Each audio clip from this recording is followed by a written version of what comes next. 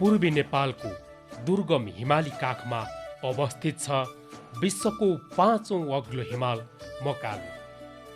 8485 metre उचाइमा आकाशसँग संवाद गरिरहेको यो विशाल शिखर केवल एउटा हिमाल मात्र होइन, साहस, सङ्घर्ष, प्रकृतिको वैभव र मानव धैर्यको जीवित प्रतीक पनि हो।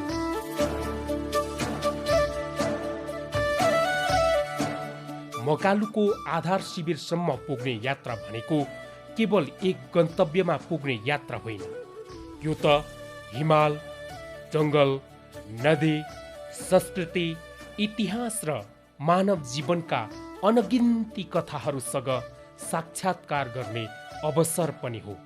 अरुण उपत्यकाको उष्ण हावादेखि हिमरेखामाथिको चिसो संसारसम्म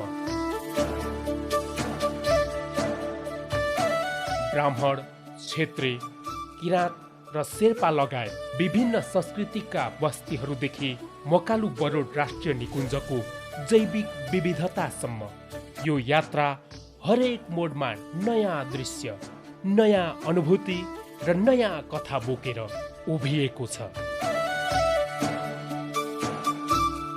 यो यात्रामा हामीले देख्यौं फुलले सिगारिएका गुराँसका जङ्गल, बरुड उपत्यकाको अनुपम सौन्दर्य, हिउँले ढाकिएका उच्च हिमाली पासहरू, शताब्दीयौंदेखि जीवित रहेका स्थानीय संस्कार र परम्पराहरू र संसारकै केही उत्कृष्ट हिम श्रृङ्खलाहरूको अद्भुत दर्शन। तर यी सबैभन्दा महत्त्वपूर्ण कुरा थियो हिमाल जस्तै कञ्चन मनका मानिसहरू। हामीलाई फुलमालाले स्वागत गर्ने गाउँका आमा समूह, न्यानो मुस्कानका साथ दिने स्थानीय बासिन्दा, कठिन बाटोमा साथ नछोड्ने भरिया गाइड र सहयोगीहरू, अनि स्लोभेनियाबाट आएका अतिथि यात्रीहरू। आउनुहोस् हामी सँगसँगै यात्रा गरौँ मकालु आधार शिविर यात्राको यो रोमाञ्चक, भावनात्मक र अविस्मरणीय यात्रामा।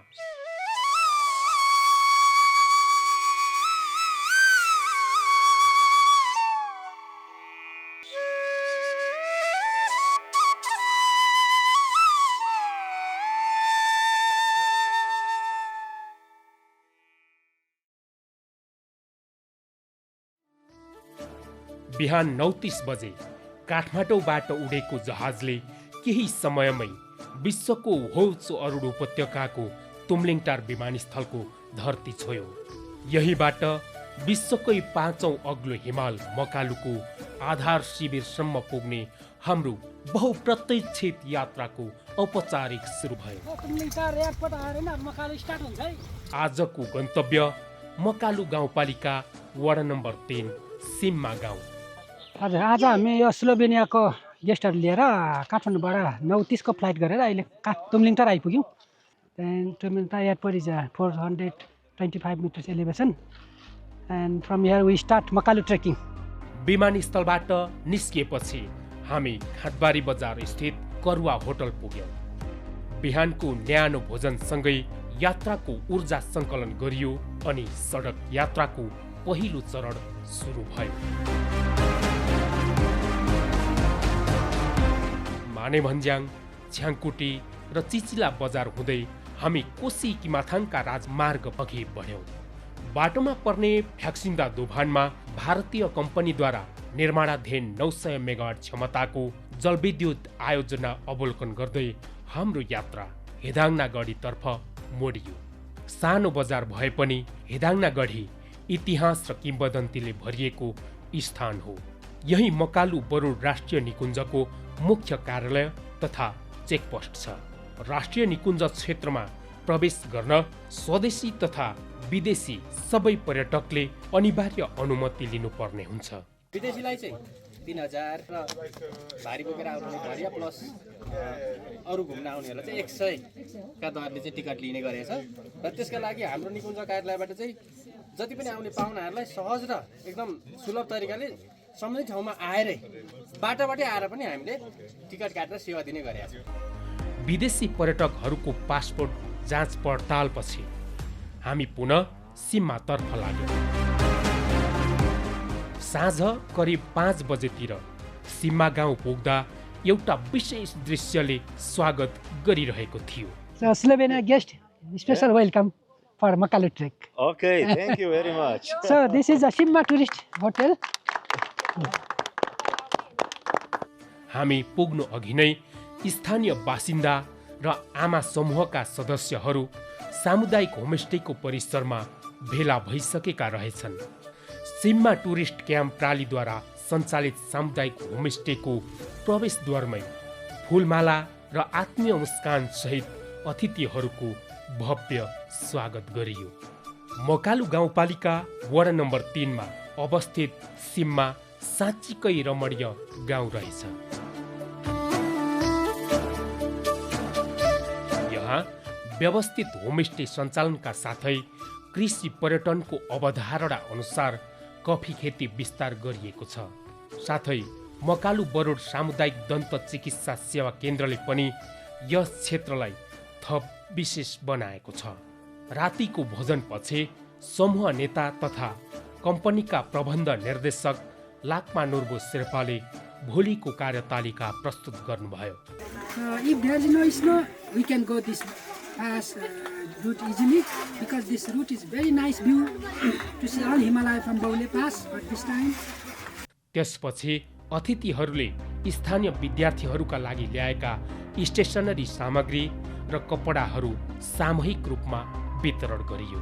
कार्यक्रमको अन्तिम चरण भने अझ आत्मीय र अविस्मरणीय रह्यो। स्थानीय सांस्कृतिक समूहले आफ्ना परम्परागत नाचगान मार्फत अतिथिहरूलाई स्वागत गर्यो। भाकाहरूमा हालैका शब्द नबुझे पनि त्यसको लय, ताल र उत्साहले सबैलाई एकै सूत्रमा बाँध्यो। विदेशी पाहुनाहरू समेत स्थानीयसँगै नाच्दै, रमाउँदै र हाँस्दै गाउँको आत्मीयतामा घोलमिल भए।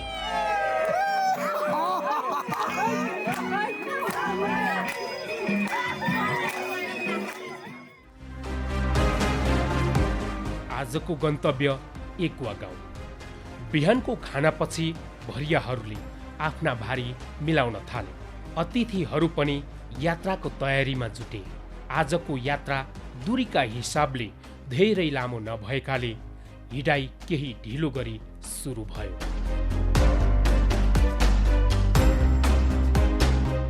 सिम्मा गाउँको पुरानो बजार अवलोकन गर्दै हाम्रो यात्रा उकालो लाग्यो। बाटोभरि देखिने नेपाली ग्रामीण जीवनका झलकहरू सबैका क्यामेरामा कैद भइरहेका थिए। सिस्ने हुँदै चुम्लुङ, गुम्बा डाँडासम्मको लगातार उकालो पार गरेपछि केही विश्रामको अवसर मिल्यो। गुम्बा डाँडालाई नुर्बगाउँका नामले पनि चिनिन्छ। यहाँबाट एकुवा गाउँको मनमोहक दृश्य अवलोकन गर्न सकिन्छ। यही डाँडाबाट दायाँतर्फ लागेपछि हामी दिउँसो एकुवा गाउँमा पुग्यौँ। एकुवामा पुग्दा पनि सिम्माको जस्तै आत्मीय दृश्यले स्वागत गर्यो। स्थानीय बासिन्दा, विद्यार्थी तथा शिक्षक शिक्षिकाहरू लामबद्ध भएर अतिथिहरूको प्रतीक्षामा बसेका रहेछन्। शेर्पा समुदायको मौलिक सांस्कृतिक नृत्य प्रस्तुत गर्दै अतिथिहरूलाई स्वागत गरियो। त्यसपछि अतिथिहरूका तर्फबाट स्थानीय बालबालिकालाई उपहार वितरण गरियो। कार्यक्रम सकिएपछि केही भरिया साथीहरू खुला बारीतिर खेलकुदमा रमाए भने केही जना स्थानीय घरहरूमा बास व्यवस्थापन मिलाउन व्यस्त भए। एकुवा गाउँको बसाइ पनि आनन्दको रह्यो।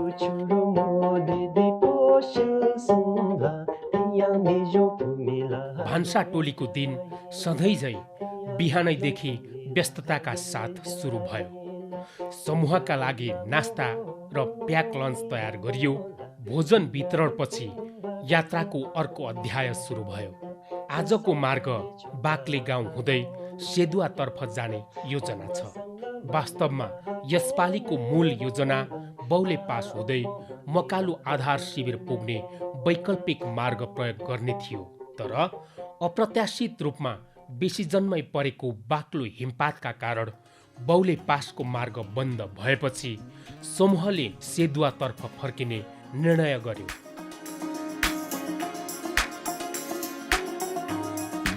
चैत वैशाख गुराँस फुल्ने मौसम, बाटोभरि राताम्मे गुराँसले सजिएका जङ्गलहरूले यात्रालाई झन मनमोहक बनाइरहेका थिए। ती रङ्गीन वनपथहरू पार गर्दै हामी बाग्ले गाउँ पुग्यौँ। त्यहाँबाट ओह्रालो झरेपछि अलैँची बगानहरूको अवलोकन गर्दै माथिल्लो उलिङमा आइपुग्यो। सानो तर शान्त बस्ती रहेको माथिल्लो उलिङमा आजको प्याक लन्च खाने निर्णय गरियो। केही समय विश्रामपछि फेरि ओह्रालो झर्दै तल्लो उलिङतर्फ लाग्यौँ। तल्लो उलिङको खेतमा क्याम्प स्थापना गरियो। व्यवस्थापन टोलीले खेतका गह्राहरूमा टेन्ट टाग्न सुरु गर्यो भने भान्सा टोली भोजन व्यवस्थापनमा जुट्यो। आज नेपाली नयाँ वर्षको पूर्व सन्ध्या पनि हो। स्थानीय क्लबद्वारा उलिङ विद्यालयको प्राङ्गणमा सांस्कृतिक मेला आयोजना गरेको रहेछ। हामी पनि केही समय उक्त कार्यक्रममा सहभागी भयौँ। विशेष गरी विदेशी पाहुनाहरूलाई स्थानीय समुदायले मञ्चमै बोलाएर सम्मानपूर्वक स्वागत गरे।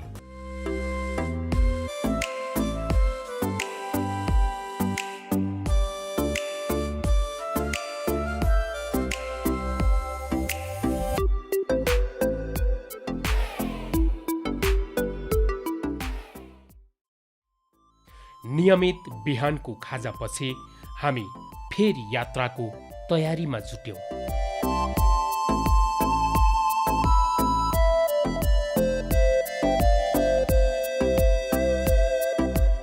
एउटा सानो खोल्साले छुट्याएको चिटिक्क परेको आला गाउँ पार गरेपछि हाम्रो पाइला धर्कम्पा डाँडातर्फ उकालियो। याम्फू किराँत समुदायको सांस्कृतिक पहिचान झल्काउने विभिन्न स्तम्भहरू राखेर यहाँ सुन्दर पार्क निर्माण गरिएको छ। धर्कम्पा डाँडाबाट कासुवा खोलासम्म लामो ओह्रालो झर्नुपर्छ। कासुवा खोला माथिको झुलुङ्गे पुल तरेपछि विभिन्न प्रजातिका सुनाखरी तथा अन्य दुर्लभ वनस्पतिहरूको अवलोकन गर्दै हामी सेकेदेनको कठिन उकालोतर्फ लाग्यौँ। लामो र थकाइपूर्ण उकालो पार गरेपछि अन्ततः च्याक्से डाँडा पुग्यो। समुद्री सतहबाट करिब 2000 मिटर उचाइमा अवस्थित च्याक्से डाँडा नुम सेदुवा हुँदै मकालु आधार शिविर जाने यात्रुहरूको महत्त्वपूर्ण विश्राम स्थल हो। आजको हाम्रो क्याम्प पनि यही रहने तय भयो। बिहान करिब 8 बजे हामीले च्याक्से डाँडा छोड्यौँ। च्याक्से डाँडापछि सेदुवाबाट आउने यात्रीहरूका लागि अर्को प्रमुख क्याम्प टाँसी गाउँ हो। हामी भने च्याक्से डाँडाबाट हिँडेको हुनाले टाँसी गाउँमा छोटो विश्राम गरेर डाँडाखर्क पुग्ने योजना बनाएका थियौँ। हिमाली क्षेत्रहरूमा प्राय बौद्ध धर्मावलम्बीहरूको बसोबास रहेको हुन्छ। यो यात्रामा पनि बाटोभरि भेटिने छ्योर्तेन, मानी पर्खाल र ढुङ्गाहरूमा कुदिएका सम्बोटा लिपिका मन्त्रहरूले त्यही आध्यात्मिक संस्कृतिको झल्को दिइरहेको थियो। यो बुद्धिस्टहरूको कल्चर हो, परम्परा भनौँ न।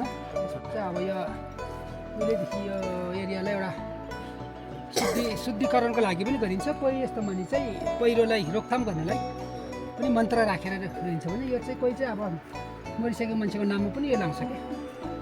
त्यही भएर यो बुद्धिस्ट कल्चरको मानिस्टोन भन्छ। टाँसी गाउँ छोडेपछि उकालोले आफ्नो वास्तविक रूप देखाउन थाल्छ। एकैचोटि हिँडेर पार लगाउन सकिने बाटो थिएन। ठाउँ ठाउँमा रोकिँदै सास फेर्दै र वरिपरिको दृश्यमा आँखालाई विश्राम दिँदै हामी माथि चढिरह्यौँ। केही समयपछि हामी छुबिला खर्क पुग्यौँ। यहाँ एउटा सानो तर व्यवस्थित टी हाउस छ। नजिकैको सानो वस्तुले केही बेर सबैको ध्यान तान्यो। हामीले पहिलो पटक तोलुम देख्यौँ, जसले मही पार्ने परम्परागत उपकरणको काम गर्दो रहेछ। हाम्रो लागि मात्र होइन, विदेशी पाहुनाहरूका लागि पनि यो निकै रोचक अनुभव बन्यो। नयाँ र अनौठा कुराहरूले यात्रालाई अझ स्मरणीय बनाउँछन् भन्ने कुरा फेरि एकपटक महसुस भयो। यात्रा पुनः अघि बढ्यो। बाटोभरि भेटिने वनस्पति, जडीबुटी र हिमाली वनको सौन्दर्य निहाल्दै हामी आजको गन्तव्य डाँडाखर्क पुग्यौँ। यहाँ महिला ट्रेकिङ गाइड फुर्लामु शेर्पा र हिमाल आरोही निमा दोर्ची शेर्पाले सञ्चालन गरेका 2वटा व्यवस्थित टी हाउस रहेछन्। विशाल जङ्गलको बीचमा डाँडाखर्क आफ्नो नाम जस्तै सुन्दर र खुला डाँडामा बसेको रहेछ। आज बिहान मौसम पूर्ण रूपमा खुलेको त थिएन, तर हिजोको तुलनामा केही उज्यालो र सफा देखियो। यही अवसरमा लाक्पा नोर्बु शेर्पाले अस्ति रद्द गरिएको बौले पासको मार्ग तथा यहाँबाट देख्न सकिने हिमालहरूको बारेमा गेस्टहरूलाई विस्तृत जानकारी दिनुभयो।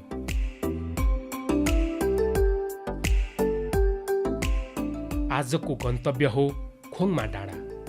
बीच बाटोमा खान बस्न मिल्ने व्यवस्थित स्थान नपाइने भएकाले बिहानै आवश्यक खानेकुरा र प्याक लन्चको व्यवस्था गरेर यात्रा सुरु गरियो। हामीले डाँडाखर्क छोड्दासम्म कुहिरो हाम्रो काँधमै अडिन आइपुगेको थियो। कहिले कुहिरोभित्र हराउने, कहिले त्यसलाई चिर्दै अघि बढ्ने क्रम चलिरह्यो। यस्तै बेला विक्रम भाइको बाँसुरीको मधुर धुनले यात्रामा छुट्टै ऊर्जा थपिरहेको थियो।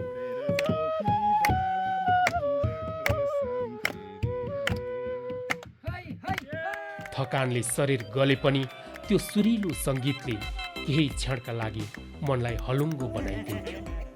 उकालो चढ्दै गर्दा बाटो छेउमा फुलेका विभिन्न प्रजातिका गुराँस, हिमाली भुइँफुल र अन्य वनस्पतिहरूबारे यात्रा टोली प्रमुख लाक्पा नोर्बु शेर्पासँग जानकारी लिँदै यात्रा अघि बढ्यो। Okay, now we are on the way to Makalu base camp, just below Khongma, 3,300 meters. Yeah. So this is called Daphne. It is a paper making plants. So the Daphne bark peel out and dried and cooked, then make paper. And this is also one kind of rhododendron family. खोङमा पुग्नु अघि नै हामीले हिउँको पहिलो स्पर्श महसुस गर्यौं। बाटो छेउमा जमेको सेतु हिउँको तहमा पाइला टेक्दा मनमा एकै पटक 2 भावना जाग्यो, हल्का डर र अथाह उत्साह। अब वास्तविक हिमाली यात्रा सुरु भएको संकेत यही थियो। हिउँ माथि पाइला टेक्दै बिस्तारै माथि उक्लिँदै साँझ करिब 5:30 बजे हामी खोङमा डाँडा पुग्यौं। यति बेला खोङमा डाँडा चाँदीको विशाल मूर्तिमा कुदिएको बस्ती झैं देखिन्थ्यो। सेतो हिउँले ढाकिएका डाँडा, त्यसभित्र टाँसिएर बसेका होटलहरू र वरिपरिको वातावरणले दृश्यलाई स्वप्निल बनाएको छ। ट्रेकिङ र हिमाल आरोहणको मुख्य सिजन भएकाले यहाँ अत्यधिक भिड थियो। बास पाउनै मुस्किल पर्ने अवस्था रहेछ। सौभाग्यवश हाम्रो बसाई शिव भ्यू होटल एन्ड लजमा मिल्यो। यहाँको अर्को रोचक अनुभव पानीसँग सम्बन्धित थियो। अत्यधिक चिसोका कारण प्राकृतिक पानीका मुहानहरू जमिसकेका रहेछन्। त्यसैले हिउँ पगालेर पानीको व्यवस्था गर्नुपर्ने रहेछ। हिमाली जीवनका यस्ता पक्षहरू हामीमध्ये धेरैका लागि नयाँ अनुभव थिए। आज बिहान अरू दिनभन्दा फरक महसुस भयो। निद्राबाट उठ्ने बित्तिकै ढोका खोलेर बाहिर निस्कदा लाग्थ्यो मानव चाँदीको विशाल ओछ्यानमाथि पाइला टेक्दै हिँडिरहेका छौँ। केही क्षणमै हिमालको काखबाट निस्किएको घाम हाम्रो सामु आइपुग्यो। त्यसको न्यानोपनले यात्राको सफलताको शुभकामना दिएको जस्तो अनुभूति भइरहेको थियो। आज केही भरिया साथीहरू खोङमाबाटै फर्किनुपर्ने भएकाले कम्पनीका प्रबन्ध निर्देशक लाक्पा नोर्बु शेर्पा र अतिथि समूह नेताले उनीहरूलाई बिदाई गर्नुभयो। बिदाईको त्यो क्षण भावुक बन्यो। विजय भाइको बाँसुरीको सुरिलो धुन फेरि एकपटक वातावरणमा गुन्जियो र धेरैको मन त्यसैमा हरायो।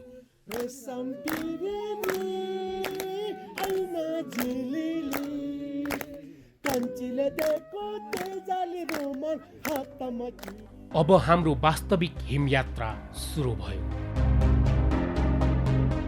निकै कठिनाइका साथ हामीले खोङमा भ्यू पोइन्ट र गोङ्गुर्ला पास पार गर्यौं। हिउँभित्र खुट्टा धसिने भएकाले सानो पोखरी क्षेत्रको खोज पार गर्न पनि उत्तिकै सङ्घर्ष गर्नु पर्यो। ठाउँ ठाउँमा रोकिएर पानी पिउँदै सास सम्हाल्दै हामी अन्ततः ठुलो डाँडा पुग्यौं।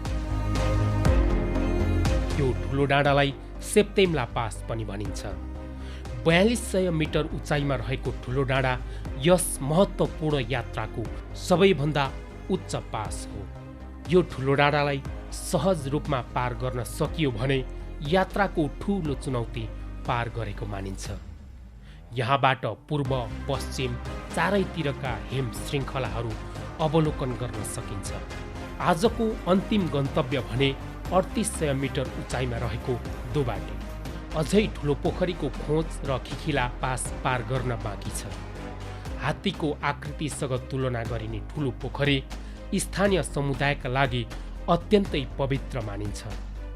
उनीहरूको विश्वास अनुसार यो प्राकृतिक देवताको स्वरूप हो, त्यसैले यसको वरिपरि फोहोर गर्न कडाइका साथ निषेध गरिएको छ। ठुलो पोखरी शेर्पाहरूले पत्ता लगाएको र सानो पोखरी राईहरूले पत्ता लगाएको भन्ने चलन छ।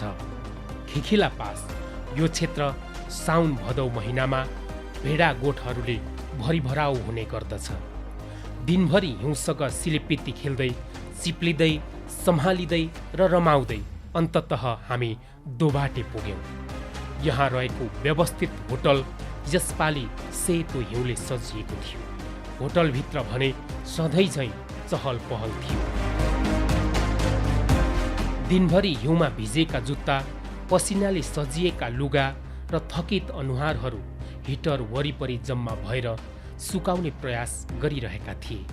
हिमाली यात्राको त्यो वास्तविक दृश्य हेर्न लायक थियो। थकान, सङ्घर्ष, उत्साह र सन्तुष्टि एकै ठाउँमा मिसिएको थियो। हाम्रो होटलमा 40 जनासम्मको क्यापेसिटी हो। खासमा 40 जनाको रुम क्यापेसिटी र सुविधा अब मेनु अनुसार नै पाइन्छ। पनि नेपालीलाई अलि नेपालीकै अलि विदेशीभन्दा सस्तो नै रुमहरूको भए पनि सबै कुरामा नेपालीलाई अलिक सहज छ। सधैँझैँ यात्राको तयारी सुरु भयो। Today we are going to याङ्ले खर्का। आज चाहिँ हामी याङ्ले खर्का जान्छौँ। यो शिवधारा भन्दा तल। हामीले दोबाटेलाई बिदाई गर्यौं। वैशालु युवती झैँ सिगारिएकी दोबाटे हिउँको सेतो घुम्टो ओढेर हामीलाई हेर्दै बिस्तारै पछाडि छुट्दै गइन्। अब हाम्रो पाइला मुम्बुक तर्फको लामो ओह्रालोमा झरिरहेको छ। जानकारहरूका अनुसार यही समय विभिन्न प्रजातिका गुराँसहरू ढकमक्क फुल्ने मौसम हो। तर यस वर्ष बेसी जन्मै परेको हिउँका कारण धेरै फुलहरू अझै फक्रिने प्रयासमै रहेछ। प्रकृतिले आफ्नो समय तालिका केही पछि सारेको जस्तो लाग्दैछ।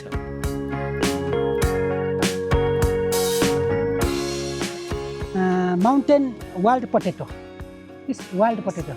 Under there's a big potato, but this is kind of poison potato. Poison. हिमाली जडीबुटी र विविध वनस्पतिहरूको अवलोकन गर्दै हामी बरुड खोलाको किनारतिर झर्यौं। मुम्बुकको ओह्रालो समाप्त हुनासाथ एउटा विशाल पहिरो क्षेत्र सुरु भयो।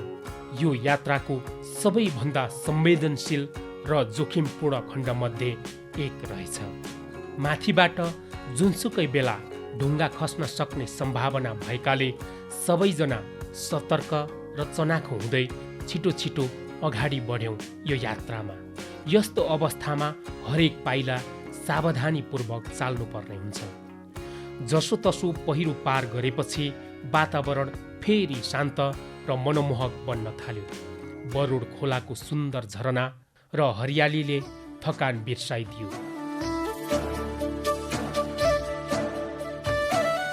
त्यसपछि हामी फेमाताङ पुग्यौं।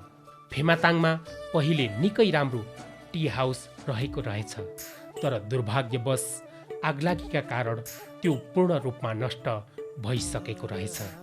यो धुप लगाइरहेछ र आगोमा दुपार राखेर अनि गएछौँ पुरा सल्केर माथि दुरी भेटको सबै गयो। जलेका अवशेषहरूले त्यहाँको पुरानो चहल पहलको कथा सुनाइरहेका थिए।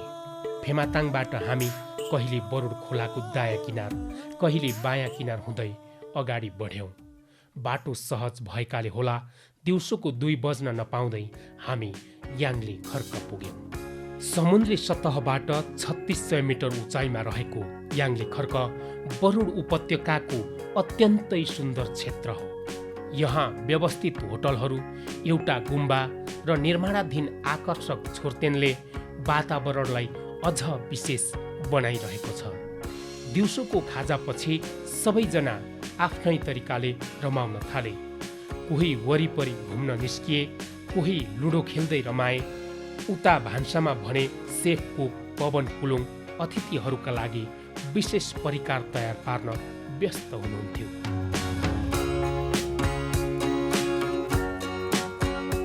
अब हामी मकालु हिमालको अझ नजिक पुग्दै थियौँ।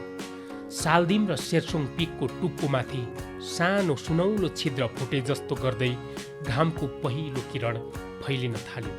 ती किरणहरूले शिवधारा, पार्वती गुफा र बरुड उपत्यकाका ढुङ्गा भिरहरूलाई स्पर्श गर्दै उज्यालोले भरिदिए। यही अनुपम सौन्दर्य हेर्न संसारका विभिन्न कुनाबाट पर्यटकहरू यहाँ आउने रहेछन् भन्ने कुरा आज स्पष्ट महसुस भयो। बिहान ठिक 8 बजे याङले खर्कबाट हाम्रो यात्रा पुनः सुरु भयो। आजको गन्तव्य लाङमाले। आजको मार्ग केवल पदयात्रा मात्र थिएन। धार्मिक, सांस्कृतिक र प्राकृतिक सम्पदाको जीवित सङ्ग्रहालय जस्तै लाग्ने शिवधारा, पार्वती गुफा, आमाभुजोङ तथा रिपुक खर्क क्षेत्र हुँदै अघि बढ्दा अनेकौं रोचक जानकारी प्राप्त भए। यही क्षेत्रमा विश्वकै दुर्लभ र महँगा च्याउ मध्ये पर्ने गुच्छी च्याउ पाइने रहेछ। यस्तै 6 वर्षमा एकपटक मात्रै फुल्ने येल्लो पप्पी र प्रेमुलाका विभिन्न प्रजाति, सानो पोथ्रामा फुल्ने सेतो गुराँस लगायत असंख्य हिमाली फुलहरूले बाटोलाई प्राकृतिक उद्यानमा परिणत गरिरहेका थिए।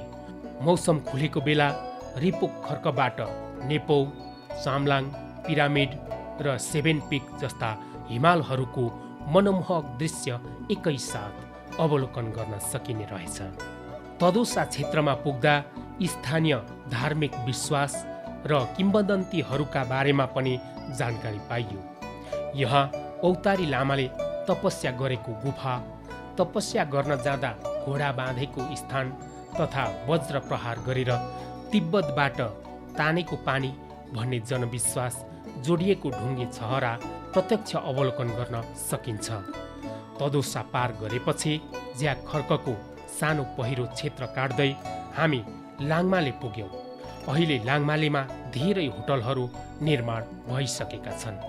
याङले खर्कबाट आउने अधिकांश यात्रुहरूको अनिवार्य जस्तै क्याम्प भएकाले सिजनमा यहाँ सधैँ चहल पहल रहन्छ।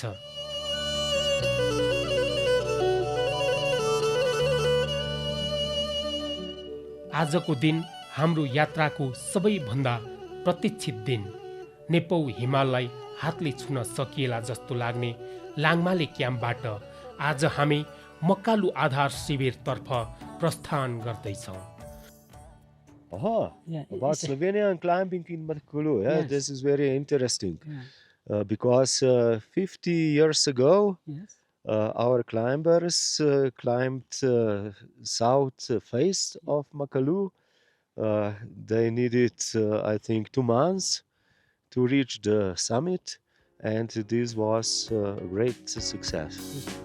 सबैका अनुहारमा उत्साह, जिज्ञासा र गन्तव्यमा पुग्ने आतुरता स्पष्ट देखिन्थ्यो। रातभरि फेरि हिउँ परेको रहेछ। सुनपाती र भैरौङका झाडीहरू सेतो फुलले ढाकिएका जस्ता देखिन्थे। लाङमालेबाट करिब आधा घण्टा हिँडेपछि एउटा दोबाटो आइपुग्छ। बायाँतर्फ लागेपछि प्रसिद्ध लाम पोखरी पुग्न सकिन्छ। यही पोखरीलाई तल्लो बरुड पोखरी, सेतो पोखरी लगायत विभिन्न नामले चिनिन्छ। यहाँ आउने धेरै यात्रुहरूले एउटा एउटा केरुङ बनाएर जाने चलन रहेछ। यससँग सम्बन्धित धार्मिक तथा सांस्कृतिक विश्वासहरू पनि निकै रोमाञ्चक छन्। यो ढुङ्गा राखेर चाहिँ हामीले चाहिँ केरुङ भन्छ, खास केरुङ। यसको अर्थ चाहिँ के हो भने यहाँ यो चाहिँ बाटो हो भनेर देखाउने पनि एउटा सिम्बल गर्नु। अर्को चाहिँ कोहीले चाहिँ यहाँ पूजा पनि गर्छन्, ढुङ्गा थुपार्यो भने पूजा गरेको जस्तै पनि होइन, पूजा गरेको जस्तै देउरालीतिर मान्छेहरूले यसरी ढुङ्गा थुपारायो भने त्यहाँ चाहिँ पूजा गरिराखेको। लामपोखरीको अवलोकनपछि हामी पुनः मूल बाटोमा फर्कियौँ र मेरेक हुँदै बरुड खोलाको किनारतर्फ अघि बढ्यौँ। शेरसोङ खर्क पुगेपछि पूर्व दक्षिण मोहडाबाट मकालु हिमालको भव्य रूप स्पष्ट देखिन थाल्यो। यहाँ एउटा टी हाउस पनि रहेछ। एउटा डाँडा उक्लिएपछि टाढा मकालु बेस क्याम्प देखिन थाल्यो। मकालु बेस क्याम्प देखियो यहाँबाट। अनि यहाँबाट माथि कुनामा बरुण पोखरी अब अलिकति देखिएको छ। यही तल है बरुणको शिर हो। अब बरुणको शिर चाहिँ यहाँ। अब मान्छेहरू तल बरुण मेलामा नुहाउनु जान्छ नि, त्यही भएर बरुणको शिर चाहिँ यो बरुण पोखरी भित्रमा अब भरे खिच्न सकिन्छ। माथि मकालु टप हो, मकालु बरुण ग्लेसियर भन्छ। दक्षिण मोहडाबाट देखिएको मकालु हिमालको विशाल आकृतिले सबैको मन रोमाञ्चित बनायो। यात्रा सफल हुँदैछ भन्ने अनुभूति सबैका अनुहारमा पढ्न सकिन्थ्यो। अन्ततः हामी समुद्री सतहबाट 4870 मिटर उचाइमा रहेको मकालु बेस क्याम्प आइपुग्यौँ। हामी पुग्नु अघि नै टोलीका केही सदस्यहरू आइपुगिसकेका रहेछन्। तातो चिया र दिउँसोको खाजा पनि तयारी अवस्थामा थियो। लामो यात्रापछि थकित शरीरले त्यो आतिथ्यतालाई निशब्द धन्यवाद दिइरहेको थियो। खाजा खाइसकेपछि कोही चोरमा रमाउन थाले, कोही वरपर घुम्न निस्किए। बेस क्याम्प नजिकै रहेको बरुड पोखरी पनि अवलोकन गरियो। मकालु हिमालको हिम बरफ पग्लेर बनेको यो पोखरी नै बरुड खोलाको मुख्य उद्गम स्थल हो। अत्यन्तै पवित्र र धार्मिक महत्त्व बोकेको यस स्थानमा आउन नसक्ने भक्तजनहरू तल गोला बजार नजिक अरुण नदीसँग बरुड मिसिने दोभानमा पूजा गर्न आउने परम्परा रहेको छ। साँझ खानामा मकालु बेस क्याम्प सकुशल आइपुगेको खुसीमा विशेष परिकार तयार गरिएको थियो।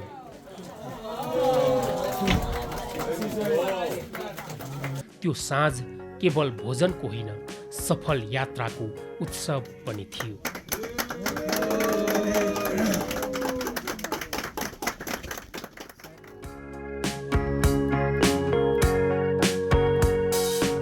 विश्वको 5औं अग्लो शिखर मकालु हिमालको काखमा रहेको 4870 मिटर उचाइको आधार शिविरमा बिताएको रात अब सम्झनामा परिणत हुँदै थियो। आज 20 अप्रिल। आज चाहिँ हामी माथि यो मकालु बेस क्याम्पभन्दा माथिको भ्यू पोइन्ट 5300 मिटरमा जाँदैछौँ। त्यहाँबाट चाहिँ सगरमाथा, लोच्छे, मकालुको पूर्वी साइड सबै देखिन्छ। त्यही हेर्नलाई आज भ्यू पोइन्ट जान लाग्यो। हिमालको चुचुरोबाट पोखिँदै झरेका घामका किरणहरूले बेस क्याम्पलाई नुहाउन नपाउँदै हामीले यात्राको अन्तिम चरणतर्फ अघि बढ्ने निर्णय गर्यौँ। मकालु बेस क्याम्पसम्म मात्र आउने अधिकांश पर्यटकहरूको अन्तिम गन्तव्य भनेको 5300 मिटर उचाइमा रहेको मकालु भ्यू पोइन्ट हो। आज हाम्रो लक्ष्य पनि त्यहीँसम्मको हो। माथिल्लो डाँडातिर उक्लिँदै जाँदा तल फैलिएको बरुड पोखरी र पछाडि उभिएको मकालु हिमाल एकै फ्रेममा अटाउन थाले। जति माथि पुग्दै गयौँ त्यति नै नजिक देखिन थाले लोच्छे, बरुन्ची र विश्वकै सर्वोच्च शिखर सगरमाथा। बेस क्याम्पबाट करिब 2 देखि 3 घण्टाको ठाडो उकालो पार गरेपछि अन्ततः हामी मकालु भ्यू पोइन्ट पुग्यौँ।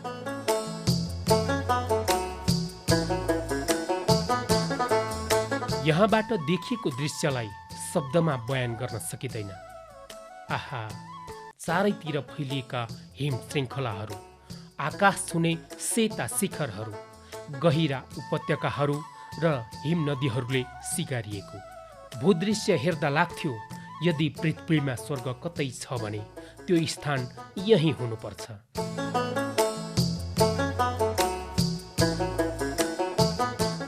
यहाँबाट अनेकौं सर्वोच्च शिखरहरू एकैसाथ अवलोकन गर्न सकिन्छ। हरेक दिशाले नयाँ दृश्य देखाउँछ।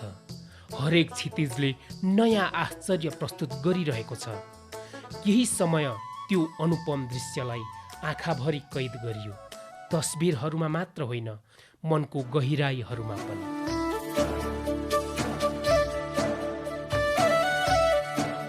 र अन्ततः यसरी मकालु आधार शिविर यात्राको हाम्रो निर्धारित गन्तव्यको अन्तिम बिन्दु पुगेर हामी फर्किने बाटो समात्यौं।